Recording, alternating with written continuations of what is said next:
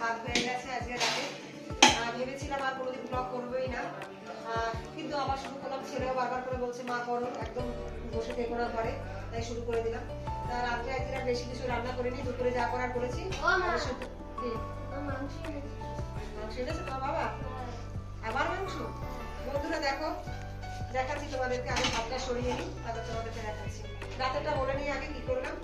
রাতে ডাল সিদ্ধ করেছি পেঁপে দিয়ে, আর আলু সিদ্ধ দিয়ে দিয়েছি। রাতে একটু হালকা পাতলা খাবারই খাই, আর দুপুরে একটু মিক্স খাবার হয়েছে সেই জন্য আজকে আর করবো না। এটা রাতে রান্না হয়ে গেছে। এই দেখো মাংস নিয়েছে। সপ্তাহে মানুষ কদিন মাংস খায় তোমরা বলো? মিনিমাম 3 দিন হয়ে গেছে, আবার এই নিয়ে এসছে। মানে ছেলেরা যেহেতু মাংস খেতে ভালোবাসে সেই জন্য মাংস নিয়ে এসছে। তো তোমাদেরকে দেখা যাবে কি মাংস এনেছে সেটা। মাসে একবার মটনটা হয়, আর চিকেনটাই বেশি হয়, মটনটা বেশি তো সেই জন্য। এই দেখো চিকেন নিয়ে এসে প্রায় 1 কেজি মতো চিকেন নিয়ে এসে। তো এটা আজকে আর রান্না করবো না, এটা কালকে করবো। আপাতত এটা ফ্রিজে রেখে দিই। আর সন্ধ্যেবেলায় বাসন বলতে এইটুকু হয়েছে, আজকে আর বেশি বাসন হয়নি। ভালো লাগে না কি বলতে, একঘেয়েমি খেতে খেতে একদম ভালো লাগে না। মাংস খেতে এখন বাচ্চারা খেতে পছন্দ করে বলে ওদের জন্য রান্না করতে হয়। আমার আবার একটু মাছের ঝোল ভাত হলে ওটাই বেশি পছন্দ করি। এখন যাই হোক, নিজের কথা তো ভাবলে চলবে না, বাচ্চারা যা খেতে পছন্দ করে সেটাই করতে হবে। ঠিক আছে, ছেলেরা পড়াশোনা করছে, ওরা রয়েছে আপাতত, পরে খেতে দেবো।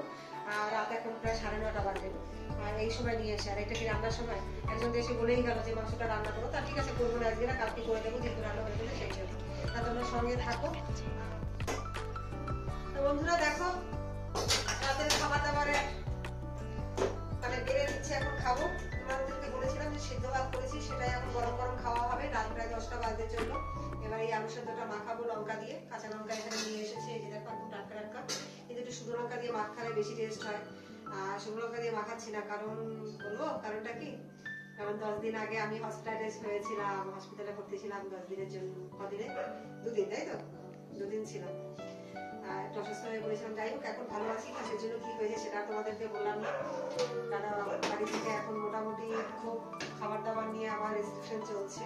এটা খাওয়া যাবে না, ওটা খাওয়া যাবে না। ছেলে, হাজবেন্ড, ছেলেরা, ছেলে বললে গুণাবে, ছেলেরা, হাজবেন্ড সবাই এখন সতর্ক আছে।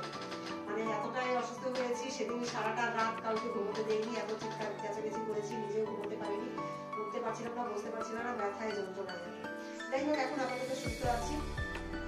কিন্তু ইচ্ছা তো করে বলে একটু ভালো মন্দ খেতে, কি করবো, আমি তো সুস্থ হই। কালকে বানাবে তো? কালকে বানাবো। দেখো আলু শুধু দিয়ে দিচ্ছি, এবার এটা মাখাবো। শুকনো লঙ্কা দিয়ে তো মাখাতে পারবো না, একটু তেল মতো রাখবো। আমি ডালটা প্রেসারে সেদ্ধ করেছি, একটু দেখাই, সামনে দিয়ে দেখাবো।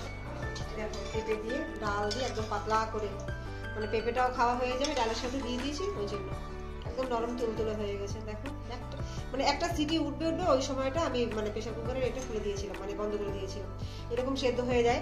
আমি যে কোনো ডালই আমি প্রেসার কুকারে এইভাবে সেদ্ধ করি, খুব ভালো হয় আর কি। আর বেশি সিটি দিলে এটা একদম গলে যায়, খেতে একদম ভালো লাগে না, ফ্যান ফ্যান হয়ে যায়। মানে একটা সিটি উঠবে ওই সময় বন্ধ করে দিয়ে এরকম রেখে দিলে ডালটা খুব সুন্দর সেদ্ধ হয়। যাই হোক, এবার আলু সেদ্ধ মাখিয়ে খেতে দেবো, খেতে মানে খাবার পালা, খেয়ে দিয়ে নিয়ে ঘুমিয়ে পড়বো। আজকের এই পর্যন্তই চলবে। তা আমার এই ছোট্ট ভিডিওটা তোমাদের কেমন লাগলো অবশ্যই তোমরা আমাকে কমেন্ট করে জানিও। আর আমাকে ভালোবেসে আমার চ্যানেলটা একটু সাবস্ক্রাইব করে দিও।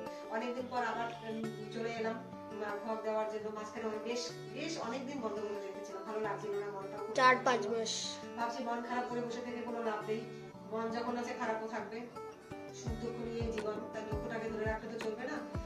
আর দুঃখ আসবে, সুখও থাকবে, এইভাবেই চলতে হবে। যাই হোক, কিছুদিন পর দুঃখগুলোও ভুলে যাবো, সুখ হয়তো কোনোদিন না কোনোদিন আসবে ঠিকই। তাই চলতে হবে, জীবন এইভাবে এগিয়ে নিতে